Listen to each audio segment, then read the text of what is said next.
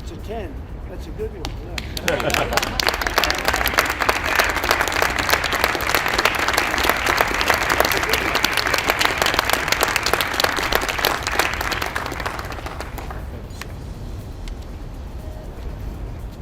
In the last 48 hours, a veritable storm has unfolded on the global financial scene. The US market has lost a staggering $6.4 trillion, and millions of Americans are in a panic as they watch their retirement savings melt away before their eyes. But what was behind this catastrophic collapse? The answer turned out to be simple: Donald Trump's new trade policies and his tariffs, which have destroyed decades-old trade relationships and caused economic drama. Trump claims that everything is fine, that these are temporary difficulties, but what is really going on? Why, despite growing discontent, does the president continue to defend his decisions while in the midst of an economic crisis? While millions of Americans are losing their savings, he continues to play golf while ignoring the pain and anxiety faced by ordinary people. Why have his policies caused the stocks of major companies like Apple and Tesla to plummet? And how have not only Americans but also world leaders reacted to this chaos? But I think you're going to remember today, it's going to be a free nation that we're dealing with. We're going to have a very free and beautiful nation. It's going to be Liberation Day in America, and it's going to be a day that hopefully you're going to look back in years to come and you're going to say, you know, he was right. This has turned out to be one of the most important days in the history of our country. Under these circumstances, with the market rapidly collapsing and confidence in the financial system on the brink, Trump decides to declare Emancipation Day, a new economic course that he said would put America back on the pedestal of global economic power. But what is it really, triumph or disaster? Within hours of the announcement, the market plunges even deeper into the red zone, and the world's trading partners begin to put pressure on the US. Even longtime allies, such as Canada, begin to reassess their relationship with Washington and say they're willing to look for new ways to cooperate with other countries. Why has this happened? How will these decisions by Trump lead to global economic consequences that could change the world forever? And what is happening within the country itself, where protests are already escalating and public opinion is shifting dramatically?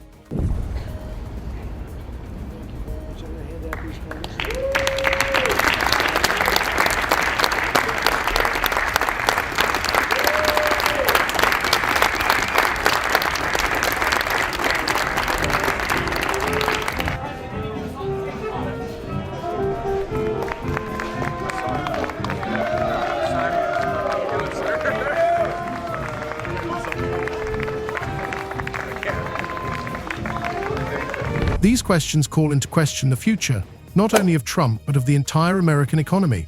Relationships with key partners in Europe, Asia, and Canada are now at risk, and we will be on the brink of a global economic reorientation. In this video, we'll break down what's behind such a massive drop and how it will affect the future of the US. Don't miss out, because what is happening now may just be the beginning of the biggest economic crisis in history. And police in Italy are investigating possible arson after a fire destroyed more than a dozen Tesla vehicles. Elon Musk is calling the incident at a Rome dealership terrorism. This comes as Tesla has been the target of recent protests around the world. In the last 48 hours, the US economy has suffered a catastrophic drop. The stock market lost a staggering $6.4 trillion, and it didn't take long for the consequences of this collapse to set in. Millions of Americans found themselves in a panic as they watched their retirement savings dwindle in real time. This blow to the economy was caused by the new tariffs imposed by Donald Trump, which suddenly crashed the financial markets and began to erode already fragile economic ties. Major stock indexes, such as the Dow Jones and S&P 500, have suffered their steepest drops in years, and this is calling into question the stability of the American economy that was so proud not so long ago. The higher the tariff, the more likely it is to have them come into the higher the tariff, the more you're going to put on the value of that piece, those goods, the higher people are going to have to pay in shops. But why did the market crash so precipitously? The main reason was the political instability caused by Trump's aggressive trade policies. The decision to impose new tariffs on imported goods, primarily from China and Europe, was a real economic shock. Trump, even from the very beginning of his presidential campaign, promised to remake trade relations with key US partners, but few could have predicted that his decisions would turn into such a financial collapse. The imposition of tariffs of up to 25% on Chinese goods, as well as increased duties on products from Europe, led to a drop in demand for US goods abroad. This caused a sharp decline in sales, which was the catalyst for stocks of major US companies like Apple, Tesla, and Qualcomm to plummet. Ready? The higher the tariff, the more likely it is that the company will come into the United States and build a factory in the United States so it doesn't have to pay the tariff. That will take many, as you know, that will take many years. In fact, I'll tell you, there's another theory is that the tariff, you make it so high, so horrible, so obnoxious that they'll come right away. When I do the 10%, 10% is really, first of all, 10% when you collect it is hundreds of billions of dollars. The numbers that you're talking, all reducing our deficit. But really, so there's two ways of looking at a tariff. You can do it as a money-making instrument, or you can do it as something to get the companies. Now, if you want the companies to come in. The process was rapid. The moment Wall Street began to lose confidence, many investors realized that their investments were now at risk. But it wasn't just big corporations that were the problem. The country's economy, which depended on international trade and close economic ties with other countries, began to lose its resilience. Those who depended on foreign trade were particularly hard hit, including both farmers and small businesses who faced rising prices for goods and materials. The situation also led to a sharp rise in the prices of basic goods such as food and automobiles, further exacerbating social tensions in the country. Americans began to wonder how their lives would change because of this economic turmoil. Will they be able to retire? Will they be able to continue living in their usual comforts? After weeks of whiplash, Trump threatening tariffs, imposing some and walking back others, many Americans are feeling the uncertainty. In Swisher, Iowa, distillery owner Jeff Quint says it's paralyzing. The bourbon industry is going to be collateral damage in this tariff war. I don't really think there's any way around that. And he's not alone. Tonight, the majority of Americans, 61%, now say they disapprove of how the president is handling tariffs. 56% say they disapprove of his handling of the economy overall. But the president has dismissed those concerns tonight, saying he has the right to change course. Many argue that the main cause of this collapse is not only tariffs, but also ineffective policies that support the interests of large corporations, such as tax breaks for the wealthiest. Instead of putting this money into the economy by stimulating the domestic market and small businesses, the funds were used to buy back stock in large corporations. This resulted in the rich getting even richer while leaving ordinary Americans with empty pockets. The tariffs, which were supposed to protect US jobs, have only made matters worse by affecting not only foreign companies, but also American manufacturers who depend on foreign supplies. An equally important factor is the fact that Trump's decision was not supported by everyone in the economic elite.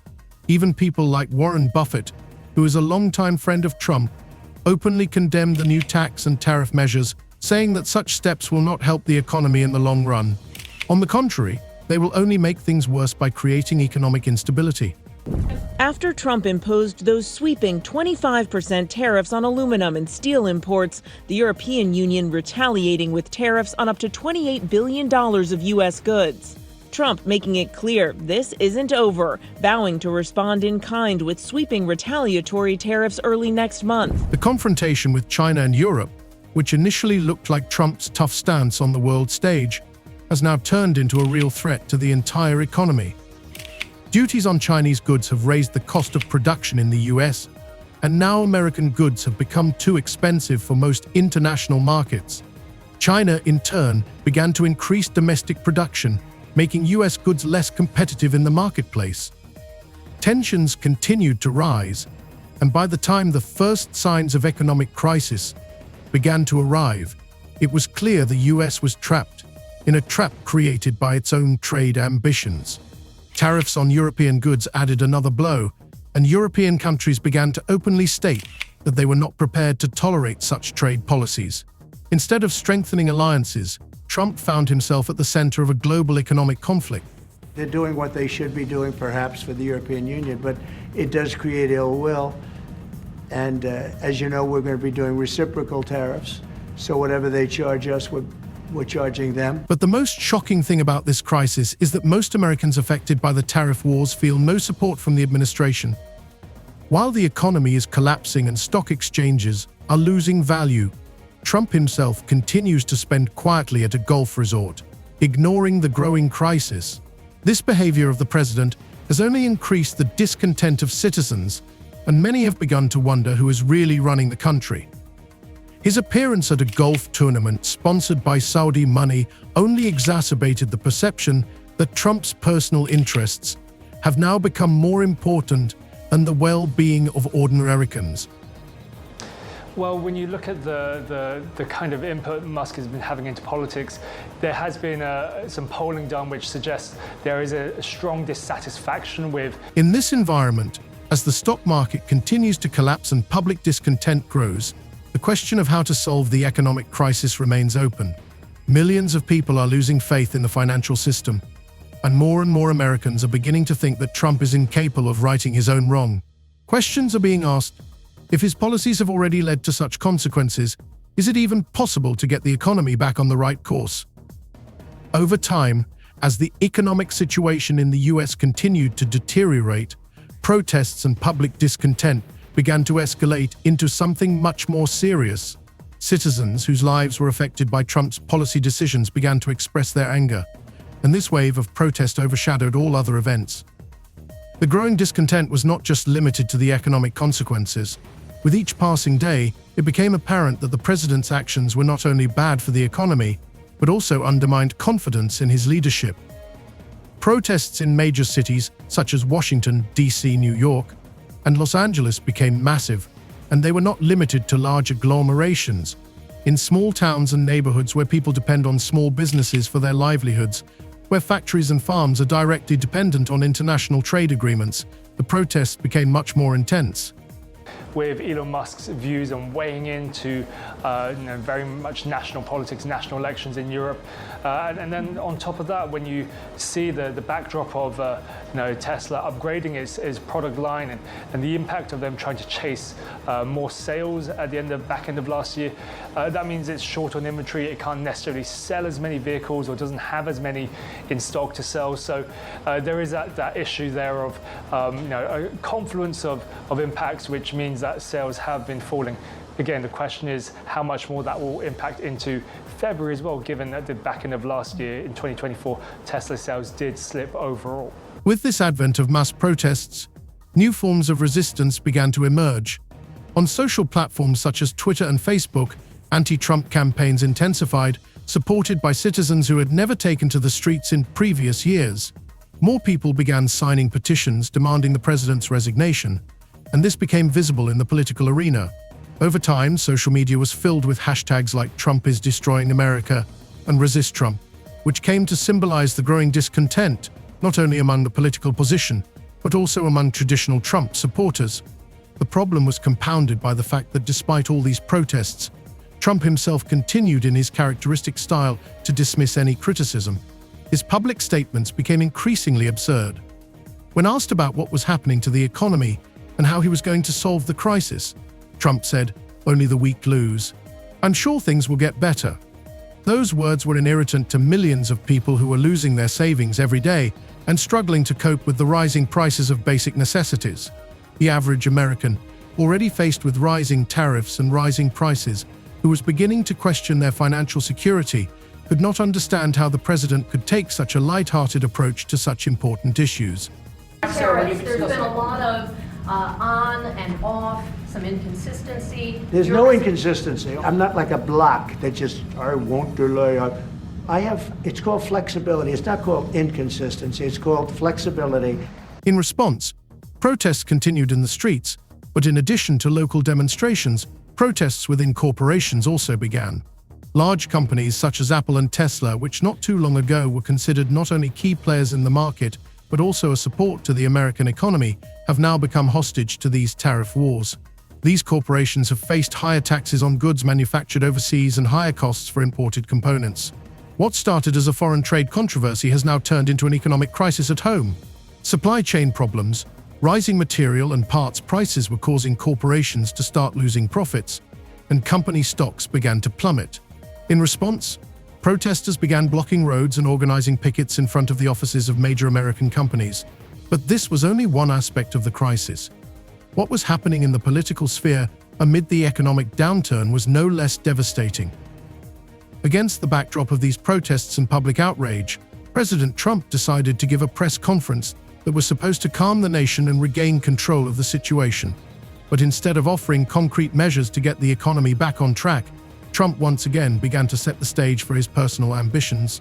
A press conference that began with a promise of everything will be fine quickly devolved into a discussion of a possible third term. This statement, made in the midst of an economic crisis, was evidence to many that Trump is more concerned about his political career than what is happening to the economy and to ordinary Americans. Questions about his future as president became urgent, and amid this economic collapse, his words about the possibility of a third term seemed not only inappropriate but dangerous. At this point, confidence in the president was at an all-time low. Including Harley-Davidson motorcycles and Kentucky bourbon. President Trump with the Irish Prime Minister visiting the White House today. The president suggesting his tariffs won't stop here, saying, "Of course, I'm going to respond." And tonight, right here, the new poll showing 56% of Americans disapprove of President Trump's handling of the economy. The number's even worse now on the president's tariffs. ABC's chief White House correspondent Mary Bruce leading us off. Today, President Trump side by side in the Oval Office with the head of the Irish government. The reaction to this statement was violent. Attitudes toward a possible third term for the president changed dramatically. The idea that the president could stay in power longer than the Constitution dictates became a topic of discussion across the country. Some began to question whether Trump could even remain in office if his political leadership was not overhauled. By this point, signals of a growing internal crisis in the White House began to emerge. Members of his administration began to express dissatisfaction with his decisions, and some Republican leaders began to openly criticize his approach to the economy and international policy. Republicans, many of whom had considered Trump an ally, were now frankly saying that his actions could plunge the country into an even deeper economic crisis. Relations with Canada, which had been at an all-time high in recent years, began to deteriorate rapidly. After Trump began to actively pursue a policy of economic isolation, Canada in particular decided to rethink its strategy in relations with the United States. Outrage was sparked not only by the imposition of tariffs on Canadian goods, but also by Trump's public attacks on Canada. In response, Canada began building a new economic relationship with Europe to reduce its dependence on the US. This decision sent an important signal to other countries that also began to reevaluate their relationship with America. European and Asian countries began looking for new ways to cooperate to minimize the effects of the trade wars declared by Trump. We begin with the president's trade war escalating tonight. This evening, the retaliation against the United States, Canada, and the European Union responding quickly, just hours after President Trump's 25% tariff on all steel and aluminum coming into the United States. Canada, the largest supplier of steel to the U.S., slapping new tariffs on $20 billion worth of U.S. goods that are sold in Canada. And the 27 countries of the European Union imposing retaliatory tariffs on up to $28 billion worth of U.S. goods sold in Europe. Despite the rising tide of domestic discontent, Trump was not about to back down. His recent Emancipation Day statements, when he announced the final decision on tariff policy, only fueled public passions. The president, who declared it as a great victory for the country, soon found himself facing bigger problems. The market began to lose not only capital but also confidence in the U.S. economy. American consumers, shocked by the rising prices and the lack of real action to address the problem, began to abandon purchases en masse. In effect, the domestic market was collapsing and American consumer power, once the backbone of the economy, continued to decline. But the international context was becoming even more troubling. Countries like China, Germany, and Japan began their moves to strengthen their trade positions in the face of American isolation. China, which had long harbored ambitions to become an economic superpower, began to enter into new trade agreements with Europe and to develop domestic production. Meanwhile, the US was increasingly moving away from its role as the world's technological and economic leader, and global companies began to look for alternative markets. This led even America's traditional allies to cautiously seek new growth opportunities without relying on the political instability emanating from the White House. Amidst this economic and political crisis, a new sense of global instability emerged, and more countries began to look for ways to diversify their foreign economic strategies, significantly changing the dynamics of global trade. Canadian diplomacy, focused on building a more balanced and independent relationship, has become a shining example of how one can and should act in the face of instability, caused by American aggression.